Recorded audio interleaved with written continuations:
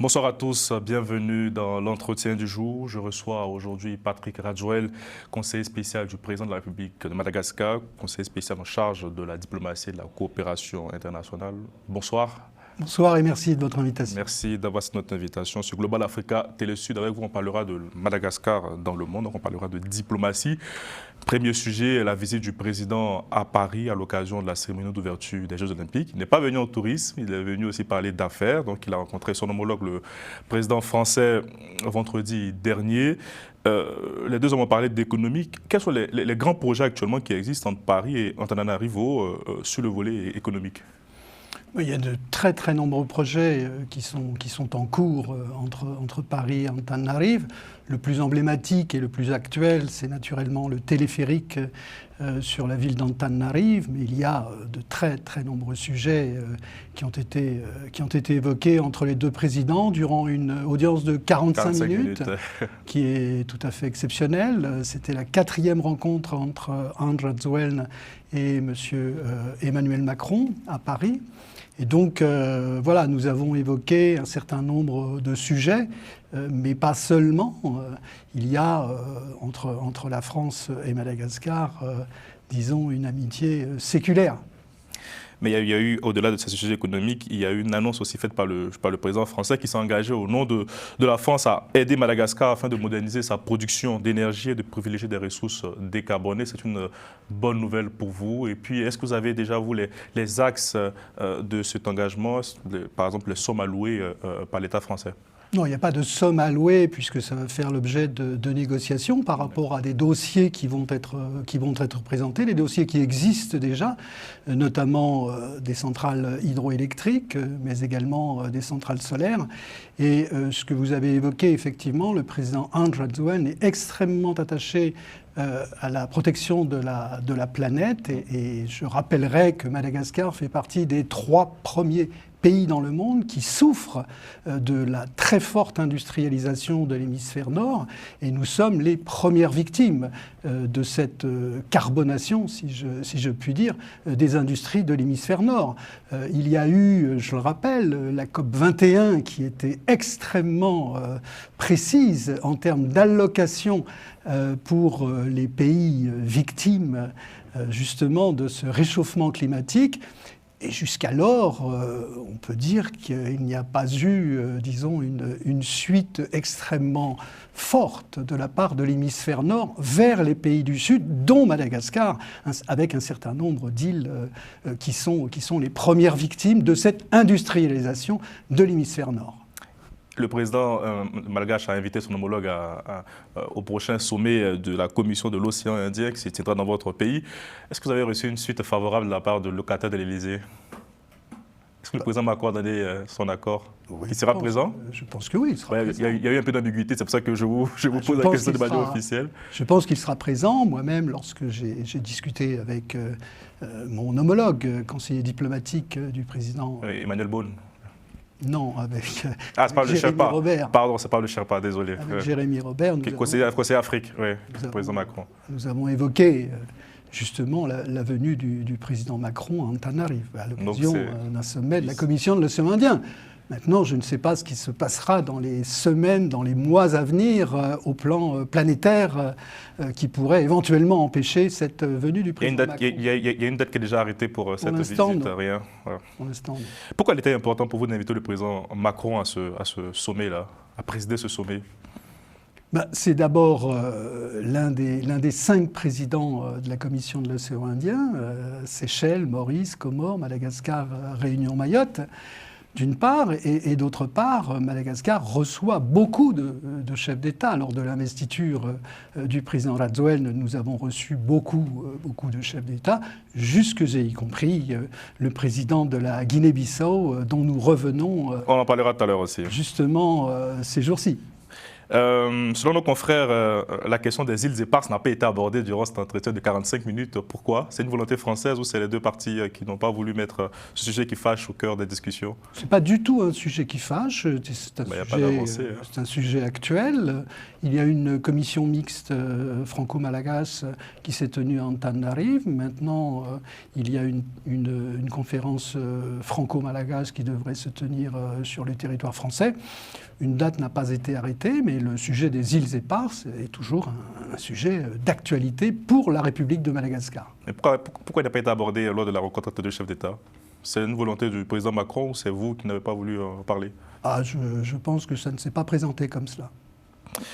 Des rumeurs d'intervention militaire chinoise ont circulé, ont vu éventuellement de conquérir ces îles éparses. Est-ce que vous démentez cette information-là? Ça, c'est oui, c'est au Fazoï, aux forces armées du sud-ouest de l'océan Indien, de répondre à votre question. Malheureusement, pour l'instant, nous n'avons toujours pas la souveraineté sur les îles Malagasy. Comment votre président a trouvé la cérémonie d'ouverture des Jeux Olympiques? Humide. Fluide? Humide. Humide. Et toutes les polémiques autour, vous l'avez compris ou pas? Est-ce que lui, en tant que fervent croyant, il a été choqué? Bon, je ne sais pas, je ne souhaite pas rentrer dans les politiques, dans les polémiques politiciennes franco-françaises et germano-pratines. Il y a eu aussi la communauté internationale qui s'est saisie, le président Erdogan qui a marqué sa désapprobation. Ce sont des polémiques germano-pratines qui n'intéressent pas Madagascar. Nous avons assisté à une très belle cérémonie d'inauguration des Jeux Olympiques avec une très belle délégation malagasy. C'est tout ce que nous voyons. Vous voyez, les sujets picrocolins et germano-pratins ne nous intéressent pas. Très bien, on parlera maintenant de la tournée africaine du chef d'État malgache qui a rencontré deux de ses homologues africains, je crois le président bissau-guinéen et le président angolais. Quel était le but de ces visites-là? Pourquoi le choix de ces deux pays, concrètement? Tout d'abord, pour ce qui concerne la Guinée-Bissau, c'est un pays frère dans lequel nous devions venir en visite d'État, puisque le président bissau-guinéen est venu à Madagascar. Il a été extrêmement pressant pour nous inviter.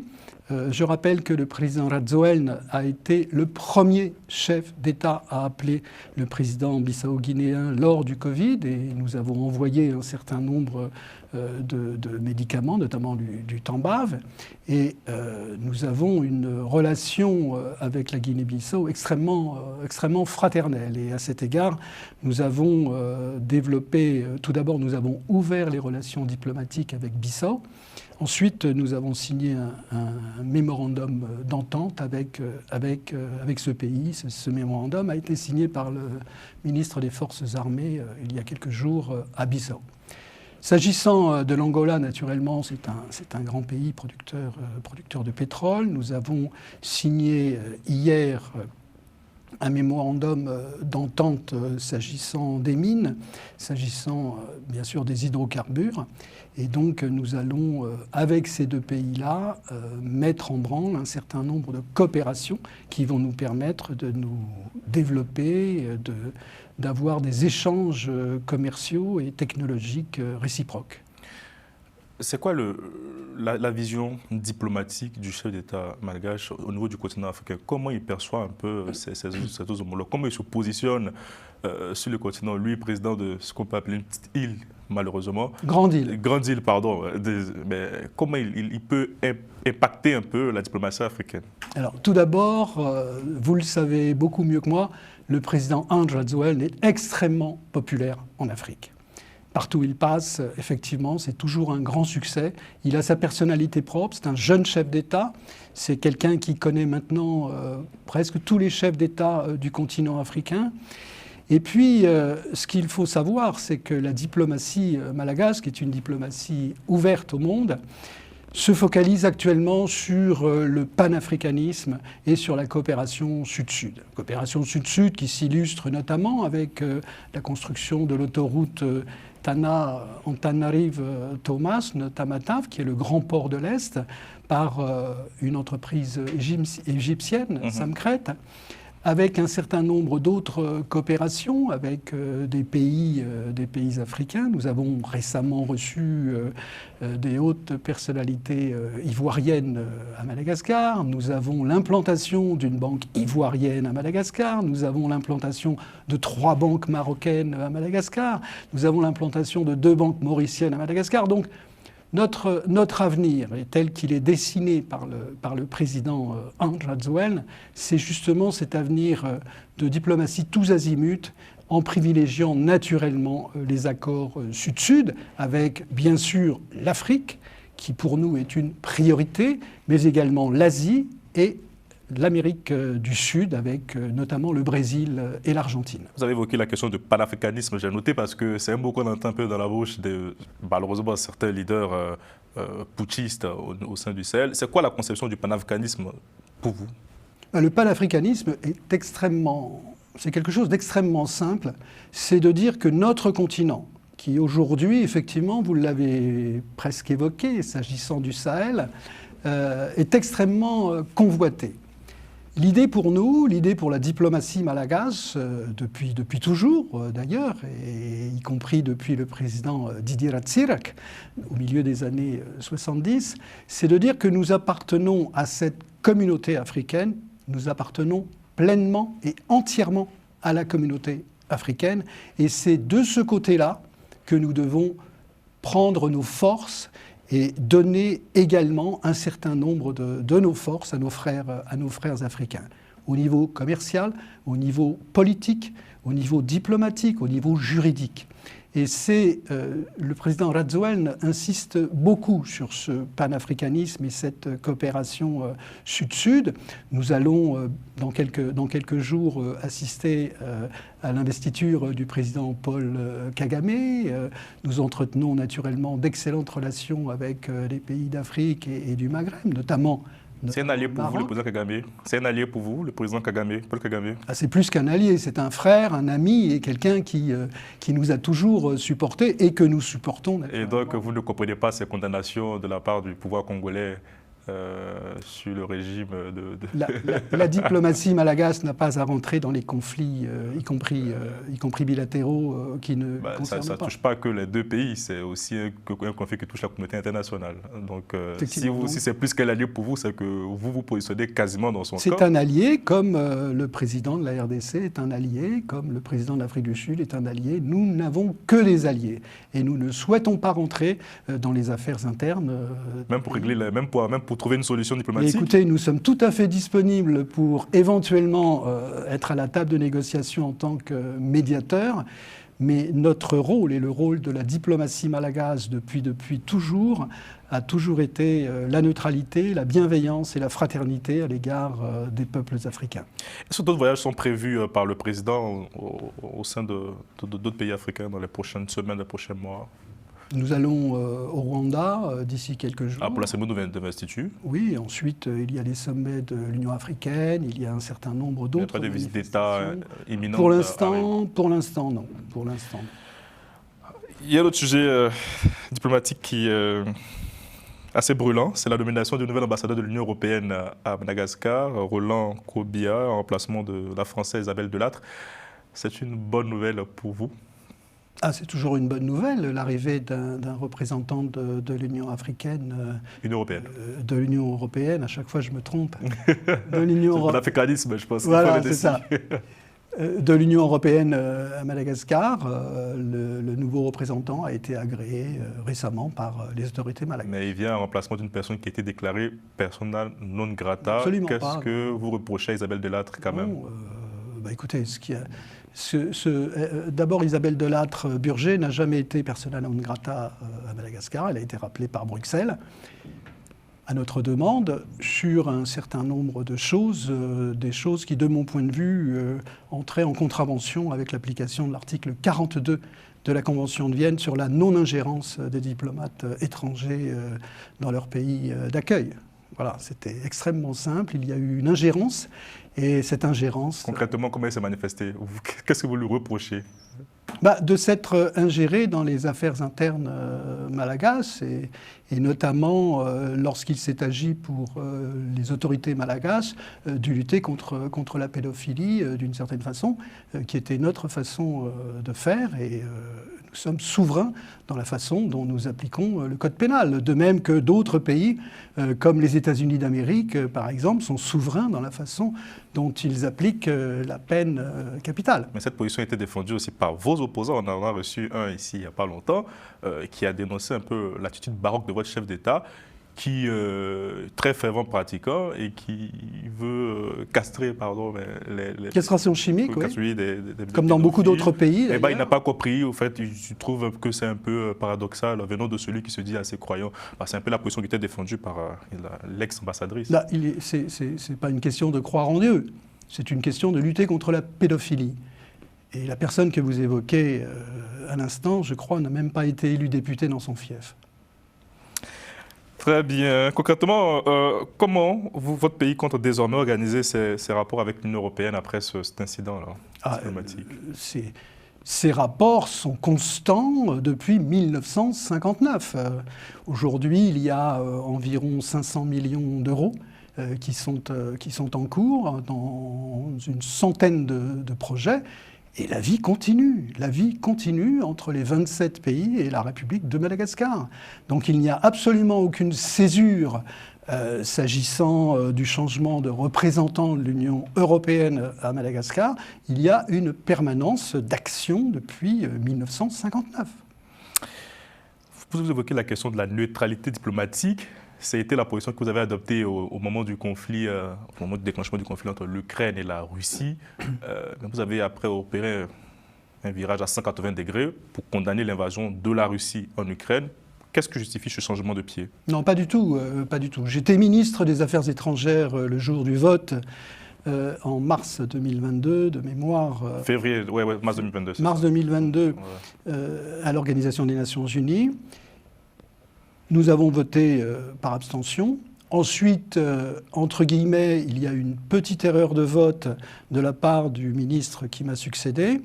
Erreur de vote. Il a été immédiatement remplacé. Ce n'était pas l'instruction qui avait été donnée par le chef de l'État.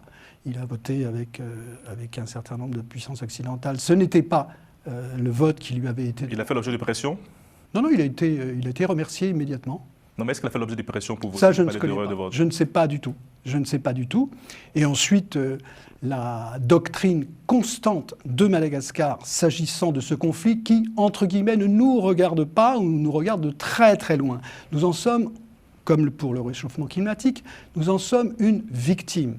Une victime par rapport au blé, par rapport à un certain nombre de céréales que nous recevions d'une part de la Fédération de Russie et d'autre part de l'Ukraine.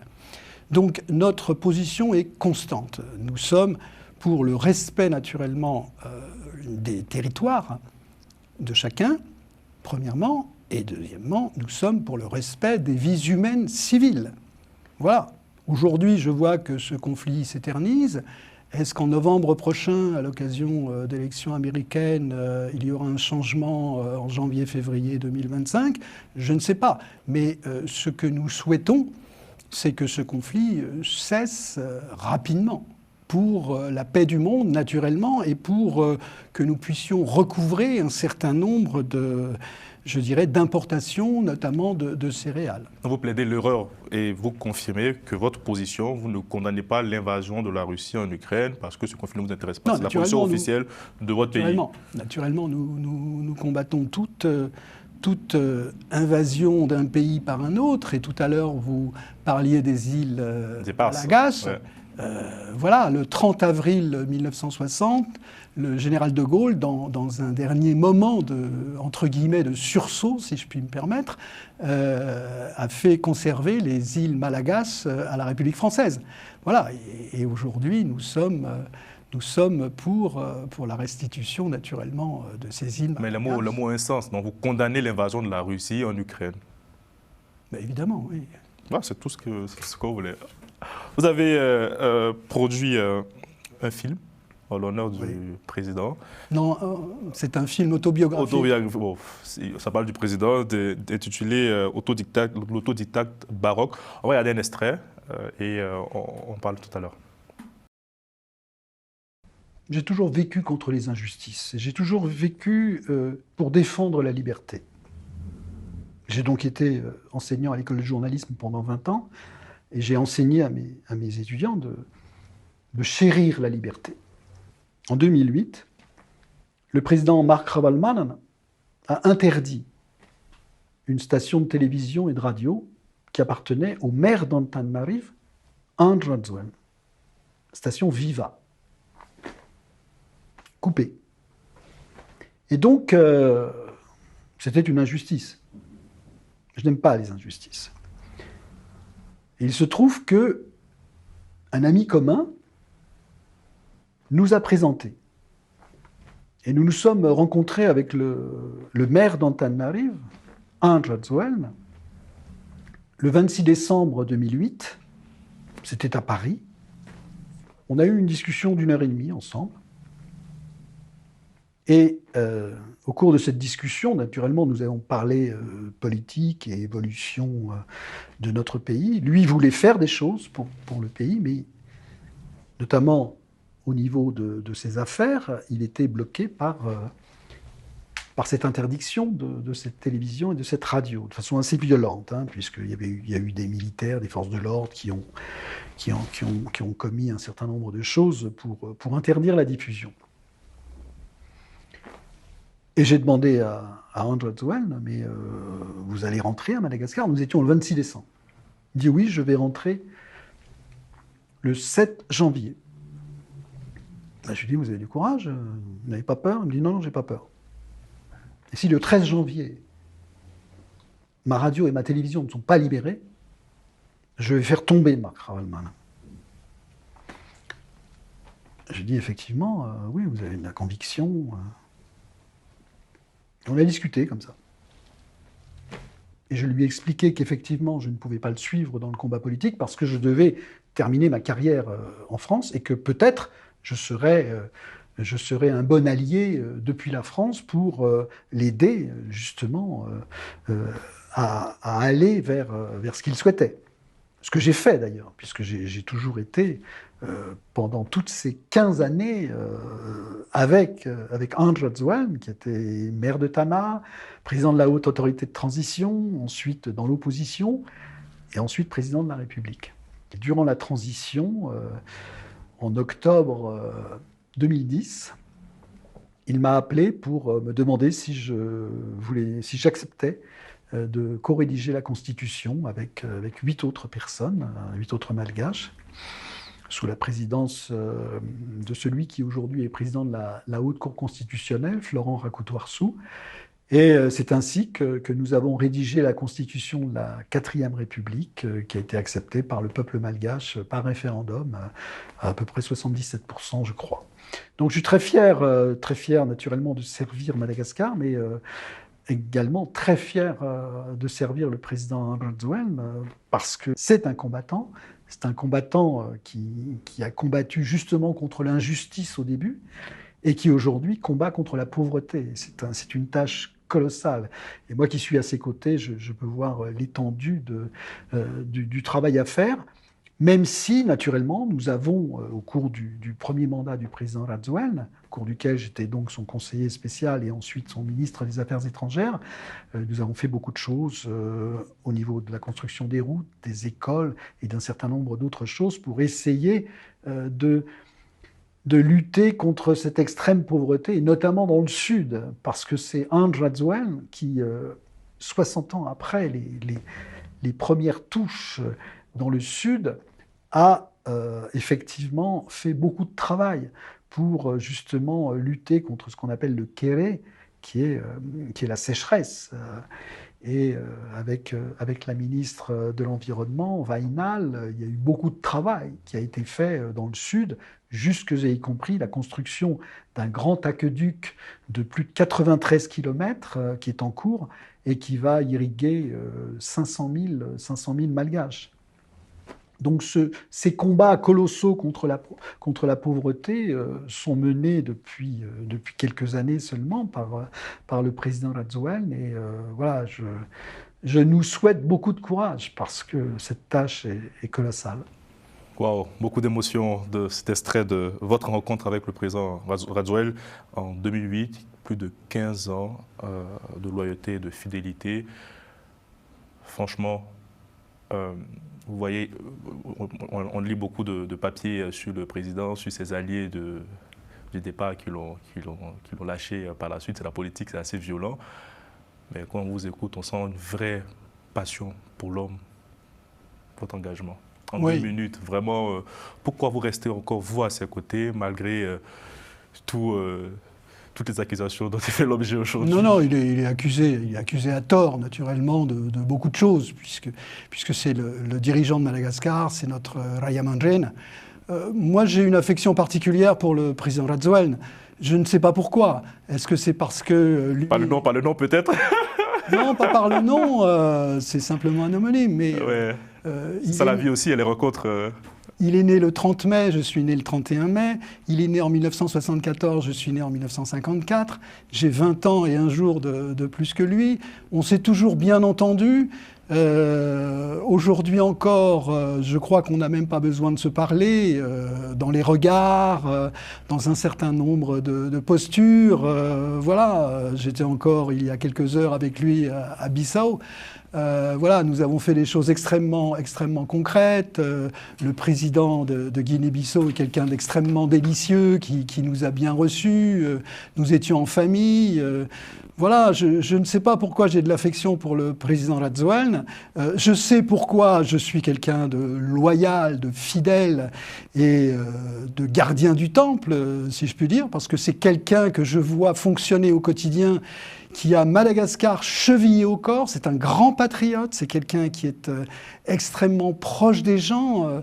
Je vois le président Rajoelina revivre à chaque fois lorsqu'il est devant des foules énormes, parce qu'il fait partie de ce que nous disons à Madagascar, de quelqu'un qui aime les hommes. Ouln Nati Ouln, c'est quelqu'un qui aime bien les gens. On n'a pas d'amour avec vous aujourd'hui. C'est quelqu'un qui aime beaucoup les gens, c'est quelqu'un qui est aimé du peuple et c'est quelqu'un qui fait fi de toutes ces critiques qui sont des jalousies, qui sont des gens en plus qui n'ont jamais rien fait véritablement. On n'est pas affecté par toutes ces critiques-là, par toutes ces... Il est naturellement affecté comme tous les êtres humains, mais André Rajoelina est quelqu'un qui avance. Il avance tout droit, il avance vite à la manière d'un TGV. Merci beaucoup Patrick Rajoelina, conseiller spécial du président de la République malgache, en charge de la diplomatie et de la coopération internationale, aussi auteur, producteur de cette autobiographie, L'autodictat baroque. Merci à vous, chers téléspectateurs, portez-vous bien, à très bientôt. Merci beaucoup.